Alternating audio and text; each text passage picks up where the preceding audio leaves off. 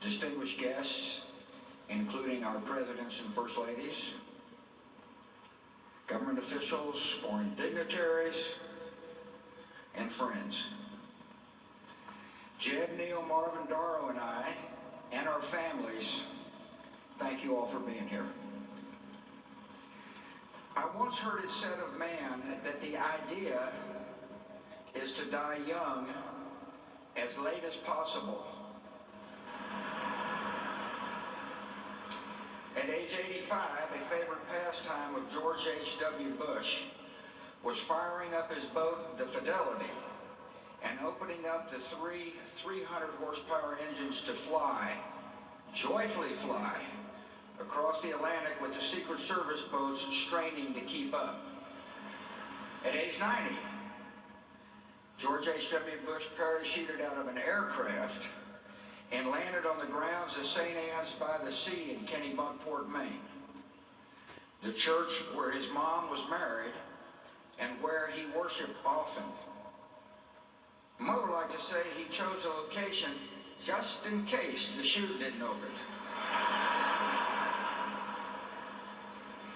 In his 90s, he took great delight when his closest pal, James A. Baker, smuggled a bottle of Grey Goose vodka into his hospital room.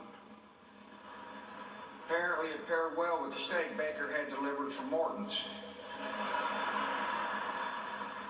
To his very last days, Dad's life was instructive.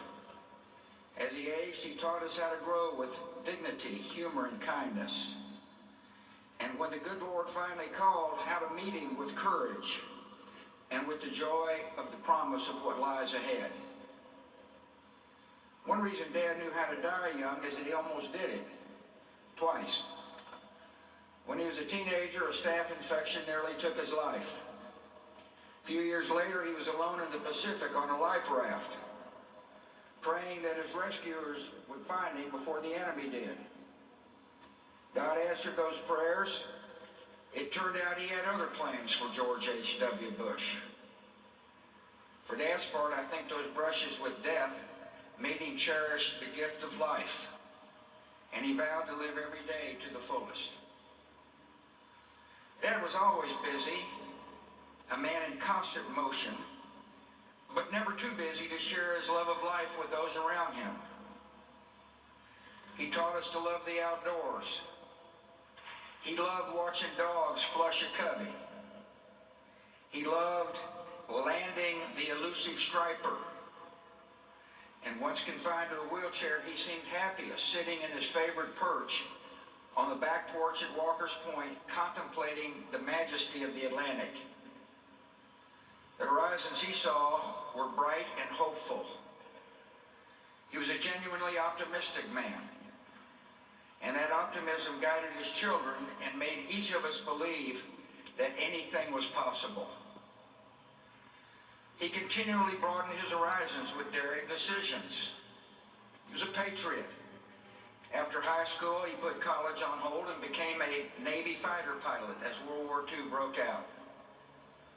Like many of his generation, he never talked about his service until his time as a public figure forced his hand. We learned of the attack on Chichijima, the mission completed, the shoot down.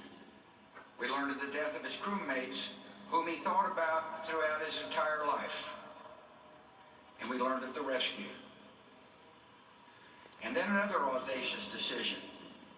He moved his young family from the comforts of the East Coast to Odessa, Texas. He and Mom adjusted to their arid surroundings quickly. He was a tolerant man. After all, he was kind and neighborly to the women with whom he, Mom, and I shared a bathroom in our small duplex. Even after he learned their profession, ladies of the night.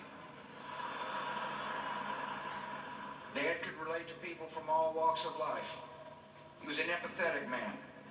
He valued character over pedigree, and he was no cynic. He looked for the good in each person, and he usually found it. Dad taught us that public service is